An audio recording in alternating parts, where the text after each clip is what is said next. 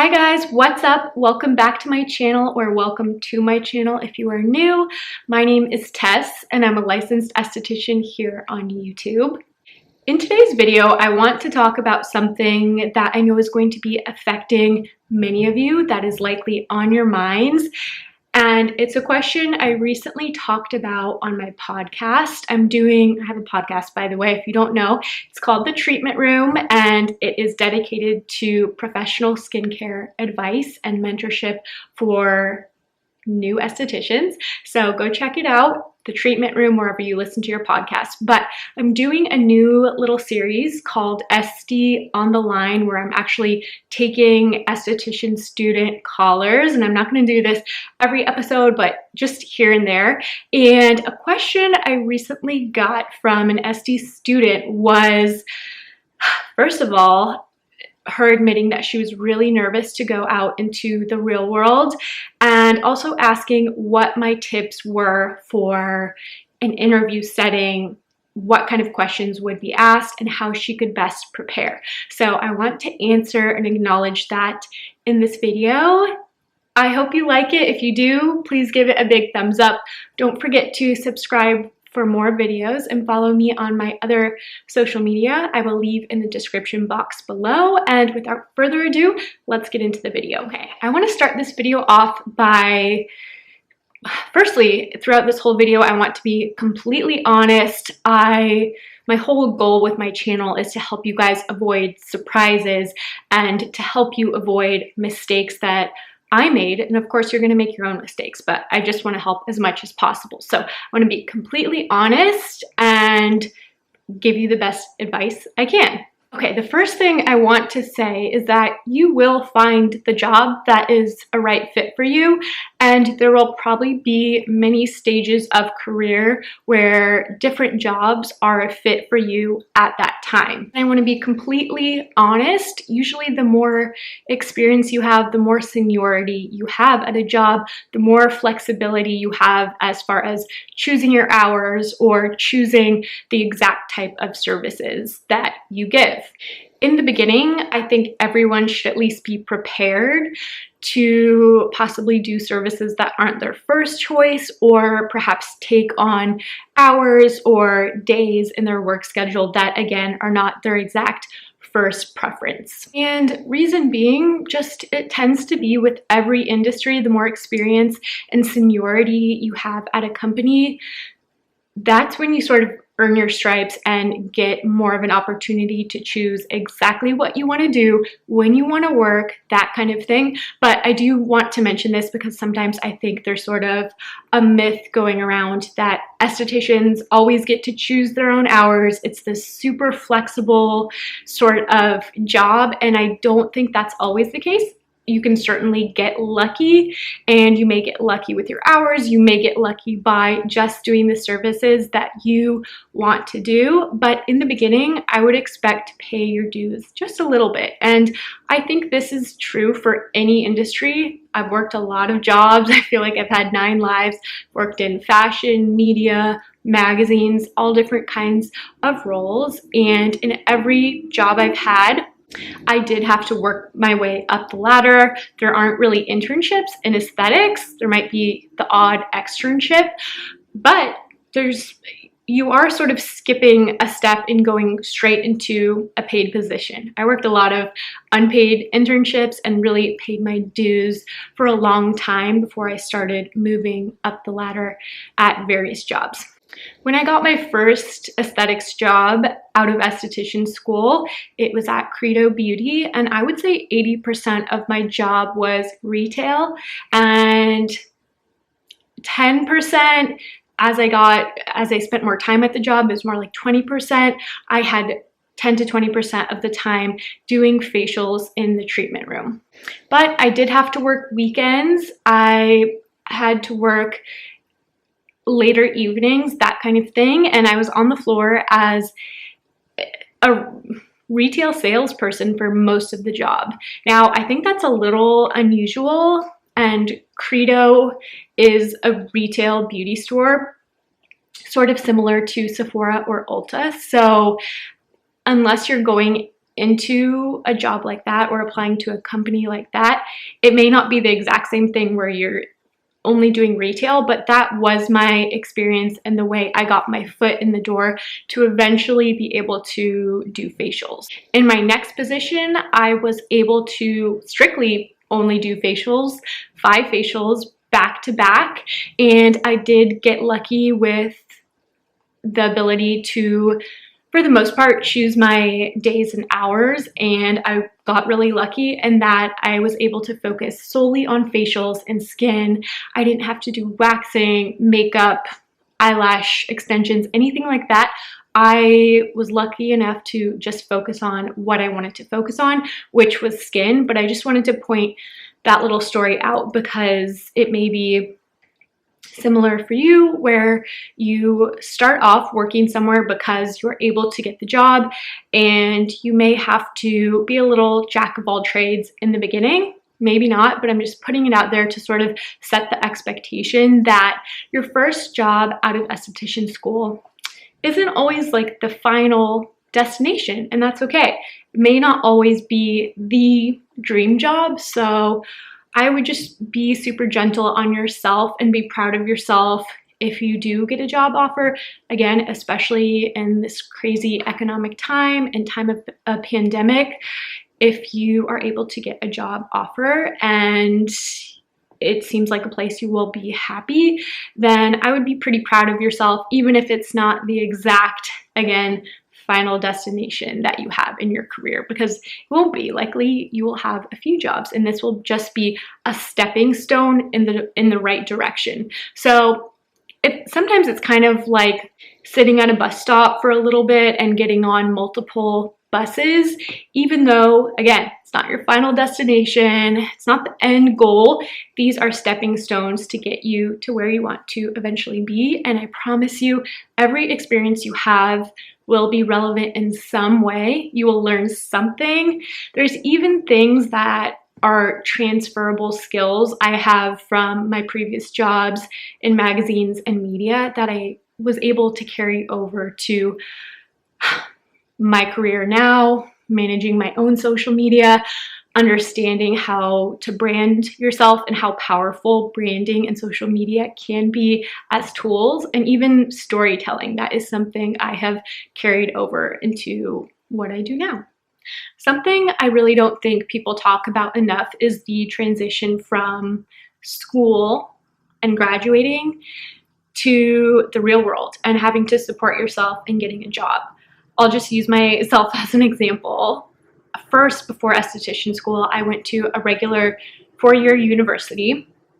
When I graduated, I was terrified. I was shell-shocked. My responsibilities went from going to class every day and doing my homework to needing to figure out what I wanted to do with my life and having to provide for myself. I was terrified, so terrified that I moved, literally, I fled the country and I moved to Australia for a year.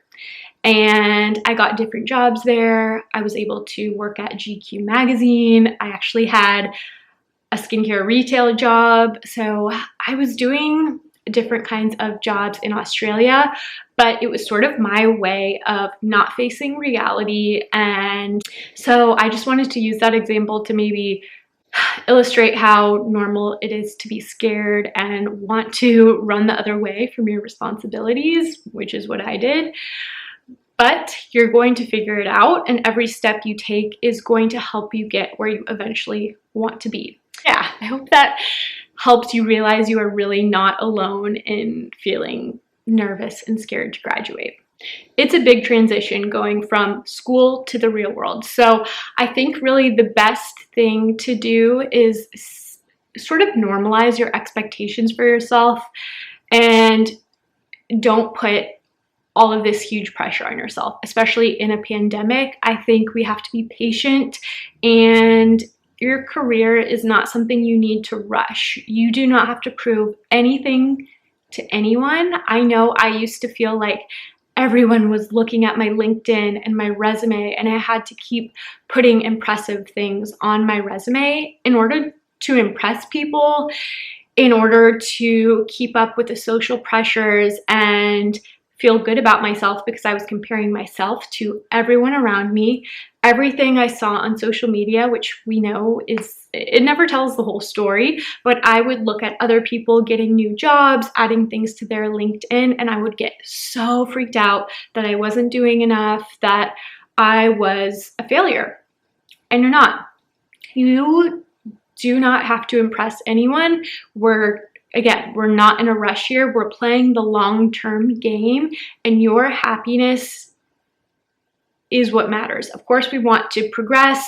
You need to be able to make money and provide for yourself, but we're not in a rush. We're taking our time, and we're understanding that even the small goals and jobs we take to get where we eventually want to be are what matters most. Again, I'll say this again because I know, and then we'll get into the interview questions and advice, but I know a lot of estheticians are in a rush to post their treatment room on Instagram, to say they're a business owner, etc., etc.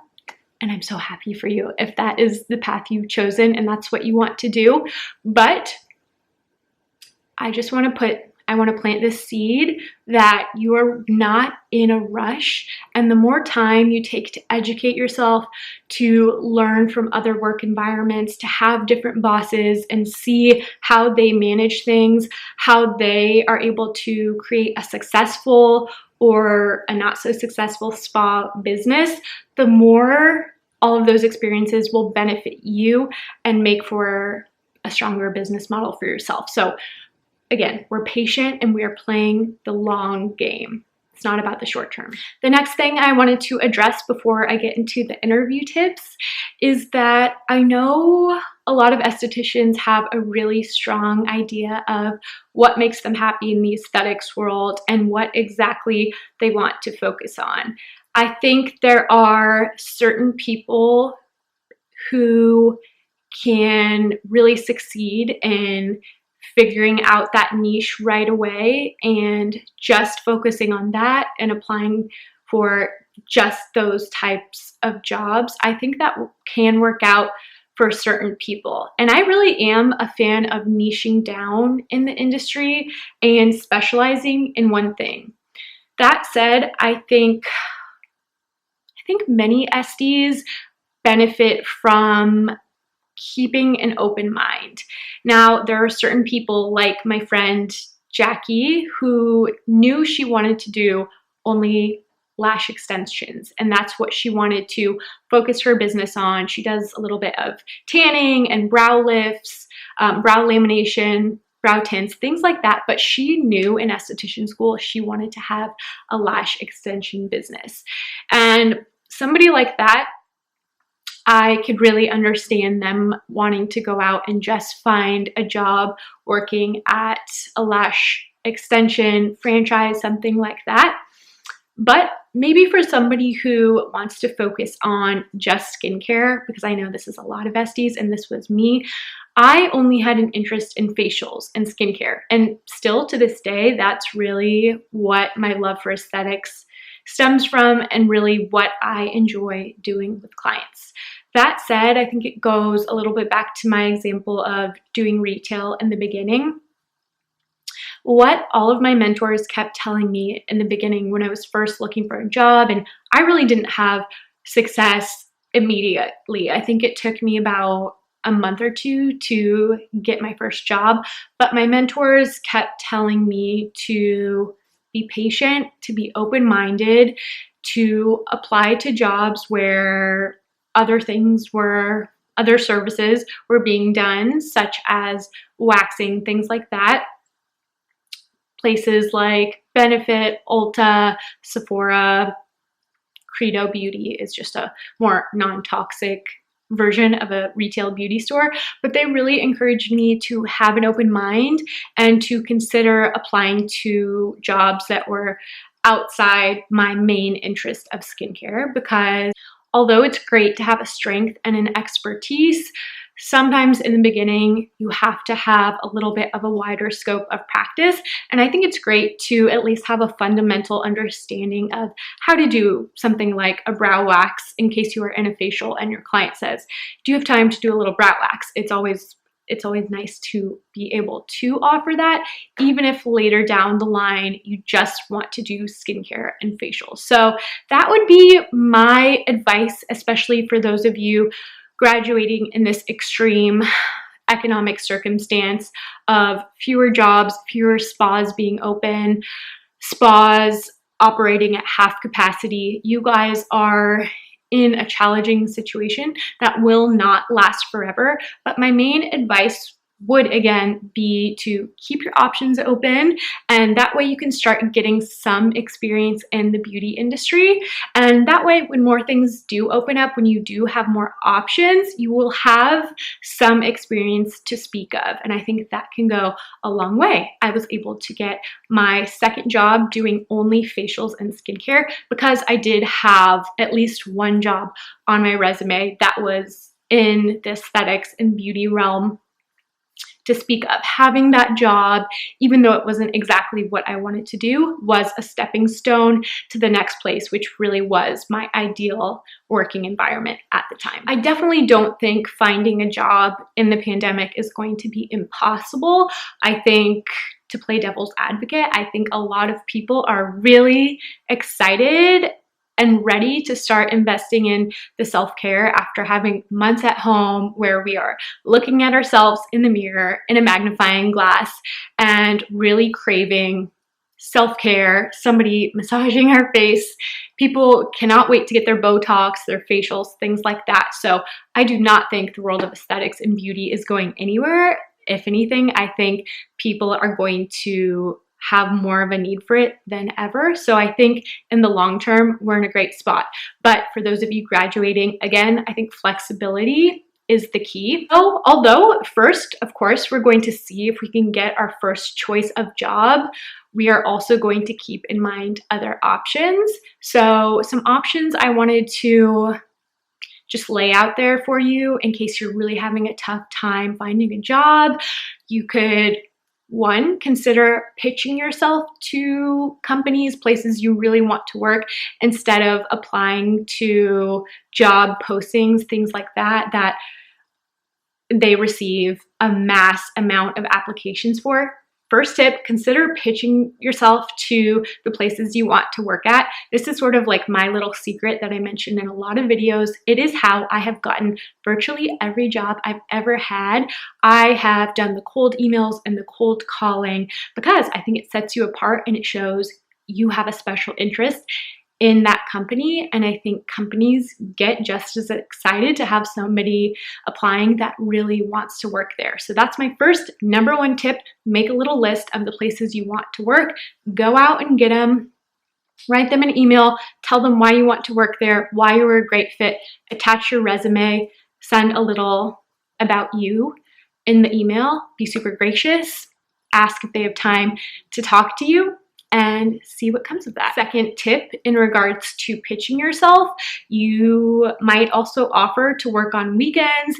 You might offer to take on hours that other employees find less desirable, because that's actually a commonplace thing at spas where estheticians have seniority. They've been there 5 to 10 years, they are ready to have their weekends and to come home a little bit earlier. So if you can offer to work those hours that not everyone wants to work, that also gives you a little bit of an advantage. Before we get into the interview tips, something I wanted to say was you really gotta be willing to hustle hard, outwork everyone else, and do it all with a smile in the beginning. And sometimes you have to be willing to just get your foot in the door. When I got my first ever job, it was actually an internship in New York City working for a fashion designer. Sounds so glamorous. I was actually working in the basement of a New York City studio. I would work 5 days a week for free, and I would be, I will never forget, scooping water in a little bucket out of the basement, because I worked in the basement. That's where all the clothes were. I was steaming. I was taking pictures of the clothes. I was tracking the clothes. And I will never forget scooping buckets of freezing cold water out of the basement because it was raining and the basement was flooding.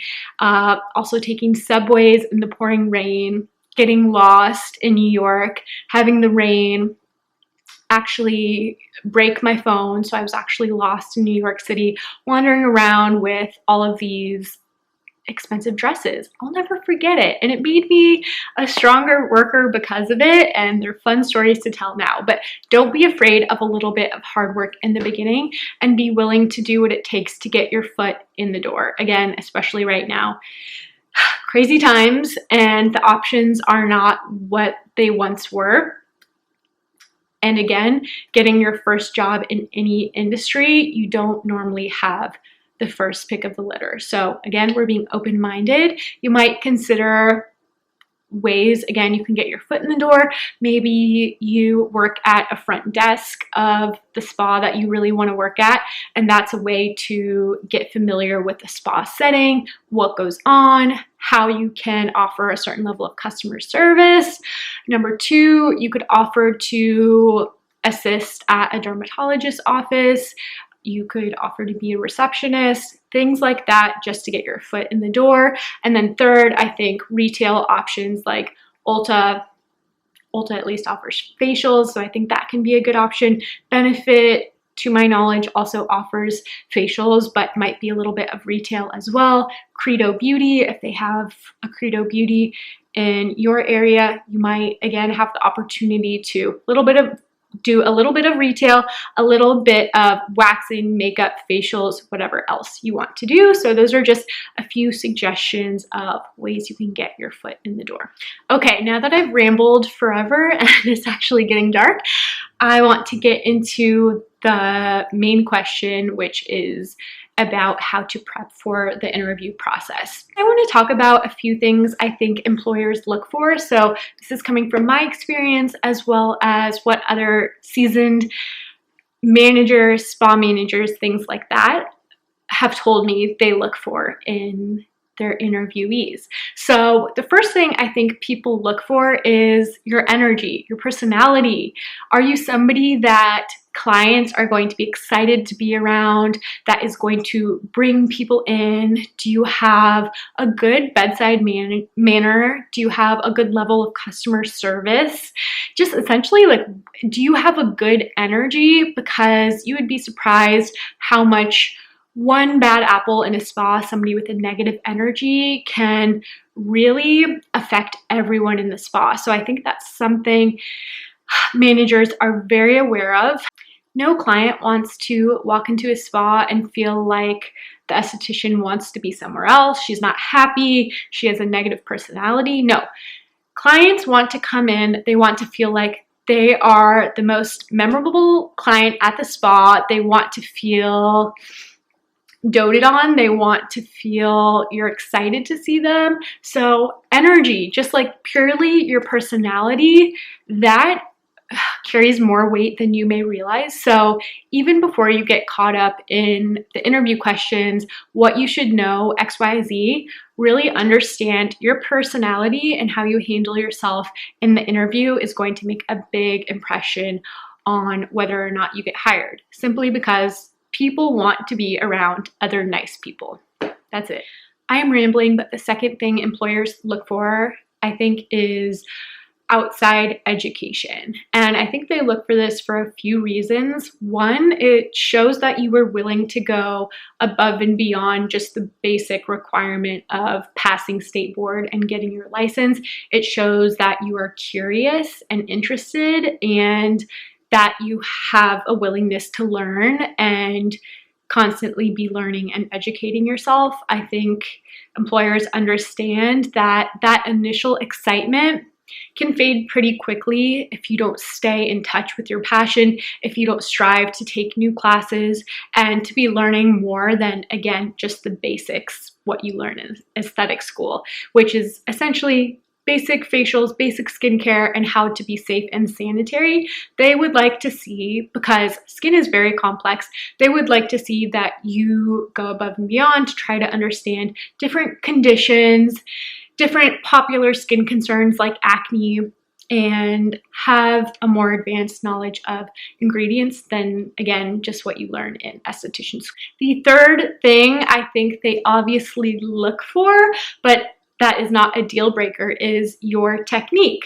So something that surprised me about the esthetician interview process, and it really shouldn't have been as much of a shock, but I was surprised to find out that actually giving a facial was probably 70% of the time I spent in most of my interviews. So I've actually only interviewed at 2 different spas, but this was my experience both times. We had a short conversation first about my background, that kind of thing, why I wanted to work there, but a lot of the time in the interview was spent on the practical and actually giving my potential employer a facial. I think this could be a little bit nerve-wracking, so you want to do what you can to really get comfortable so it doesn't catch you off guard and trip you up and prevent you from actually getting the job, because you have put in so much time, you have so much knowledge, you have so much passion.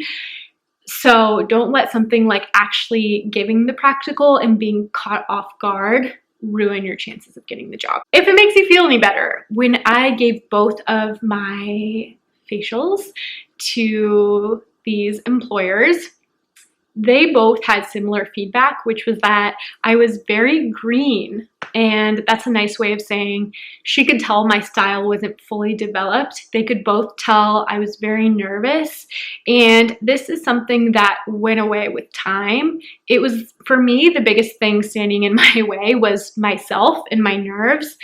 And it took me lots of repetition, lots of practice to get past that initial point of nervousness.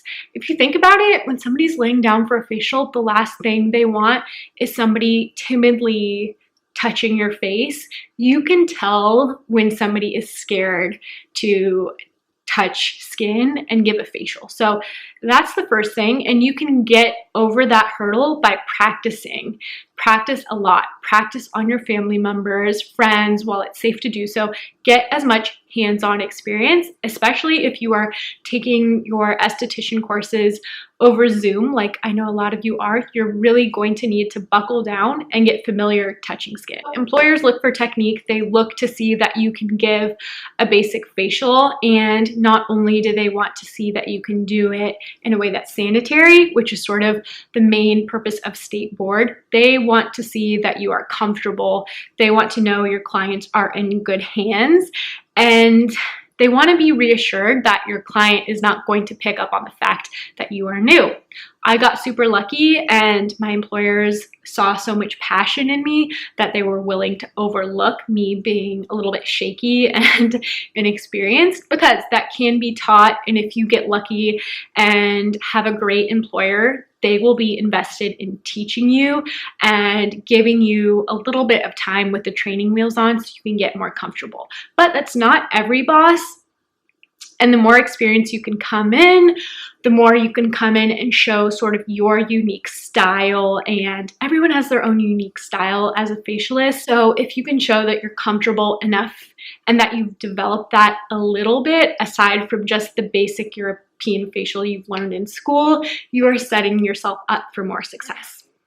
Okay, you made it to the near end of the video where I am going to tell you guys what the most common questions you can expect to be asked are. Hopefully this just helps you go into an interview more prepared and less likely to be caught off guard. The first question you are going to be asked, I can tell you right now, and you will be asked this in literally any job you apply to. So I've gotten used to this question, and you've just got to expect it, and you've got to be prepared and ready for it. The first question they're going to ask is, tell me about you. What makes you a good fit for this job? And I'll briefly tell you what I think makes a great answer.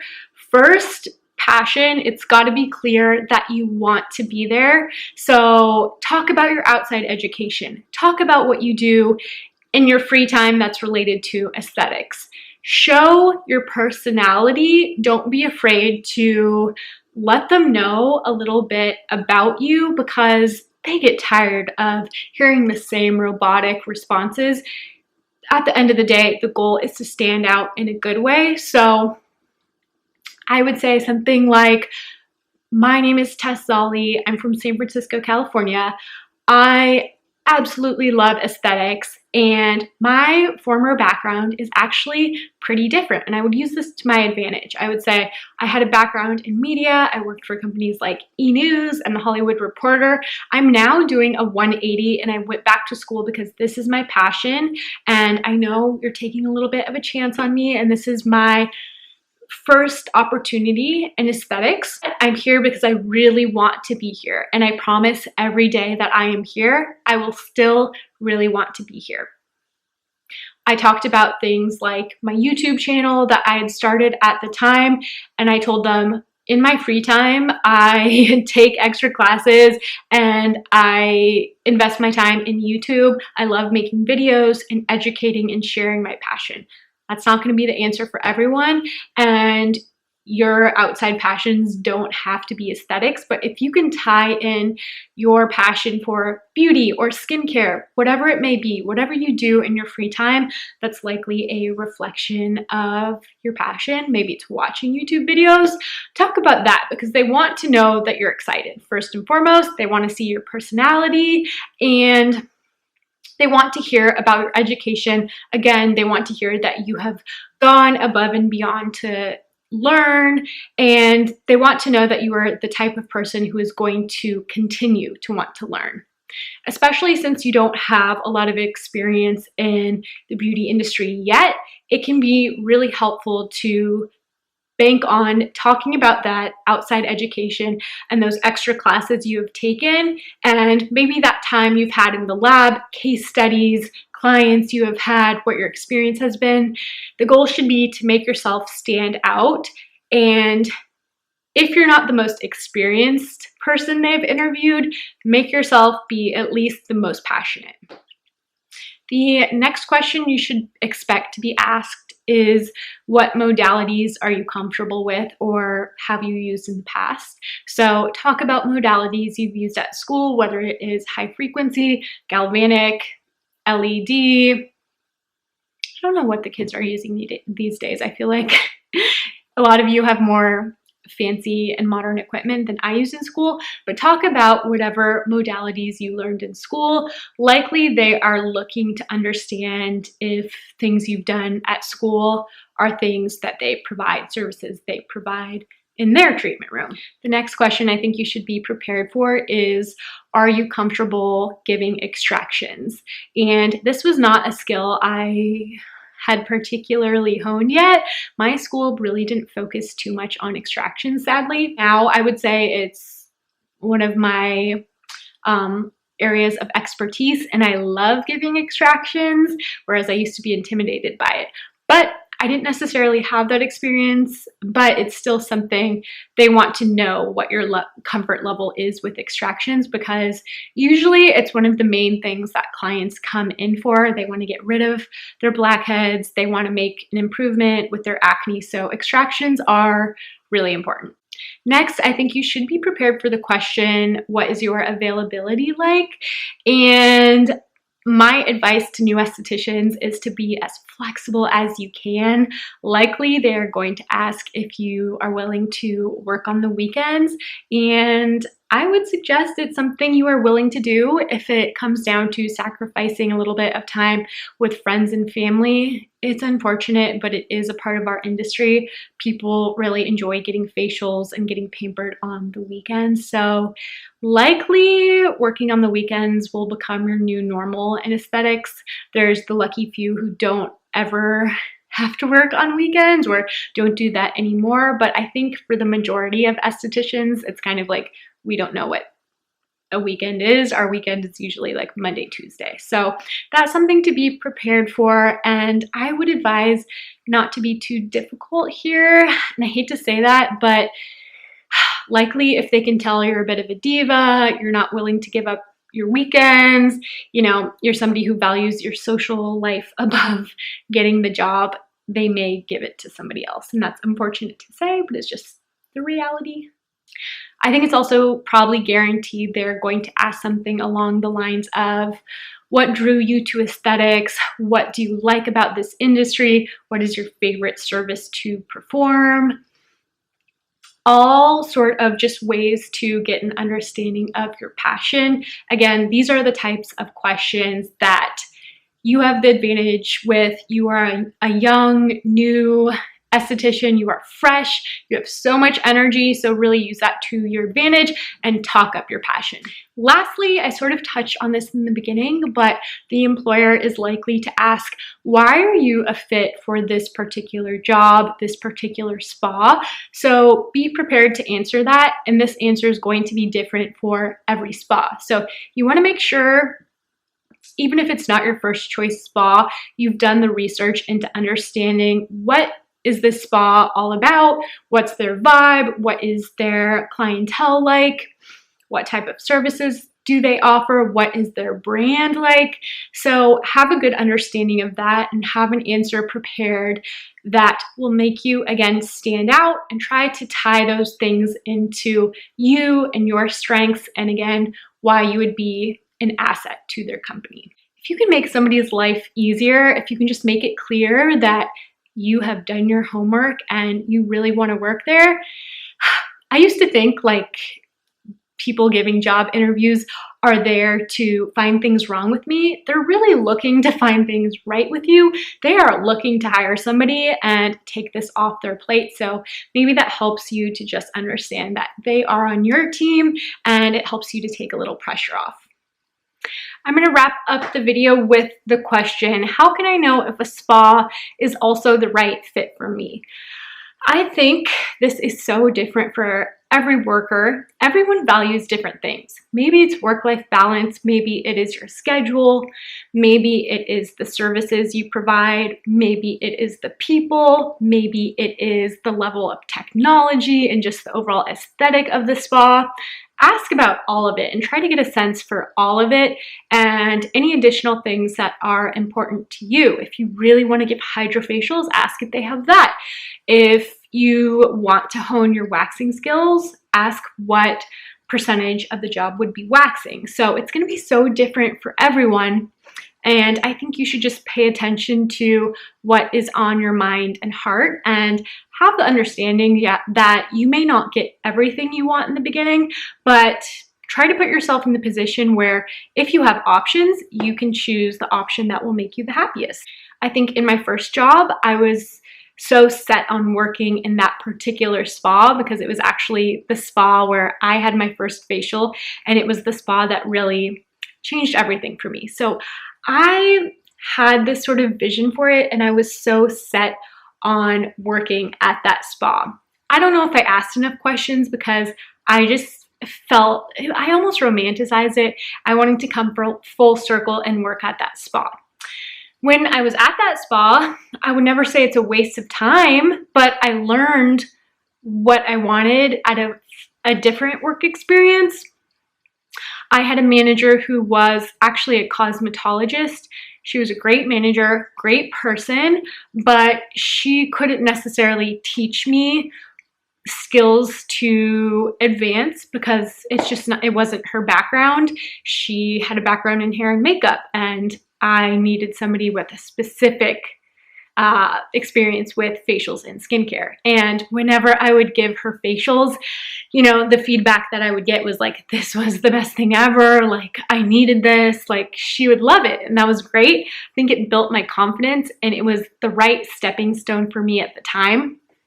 But I learned from that job that I wanted to have a boss who could actually help advance my skills and take an interest in me and take me under her wing a little bit. So that's what I was looking for, and I got super lucky. I found that. I found a boss who really took my skills to the next level and taught me so much of the things that you don't learn in school, more so about style, how to connect with clients, how to make the room, you know, really just have a fantastic, clean vibe, how to really give everything to a facial, how to really be present and to give 100% to whatever I was doing.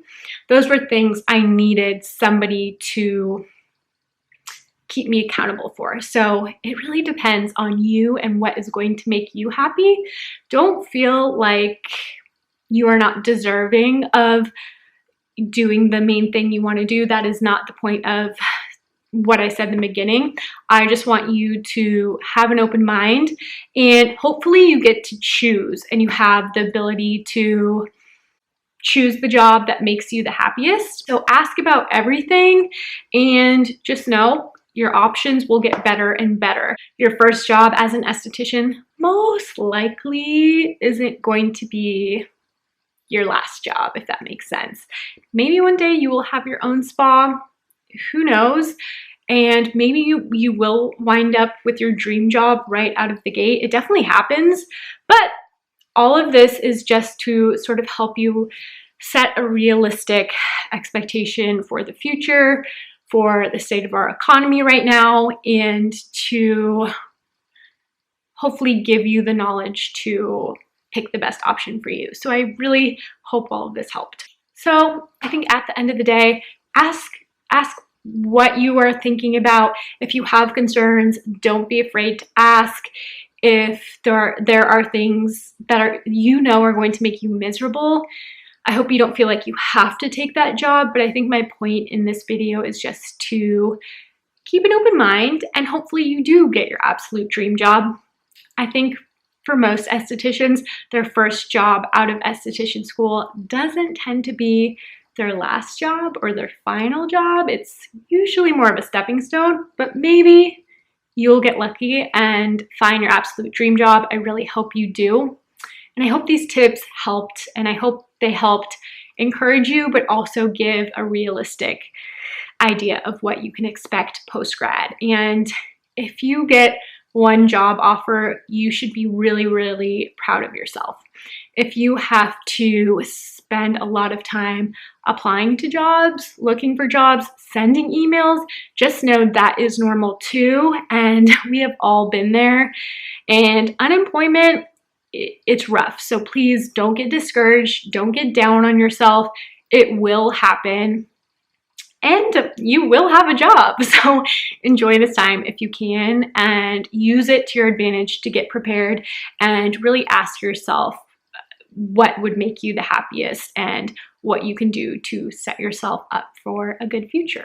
All right, guys, I'm gonna wrap up the video here. I hope it helped. Please like it if it did. Let me know what you thought in the comments. And if you have a suggestion for a future video, also please let me know in the comments. Don't forget to follow me on my other social media, listen to the podcast, and thank you so much for watching. I love you guys, and I will see you in the next video.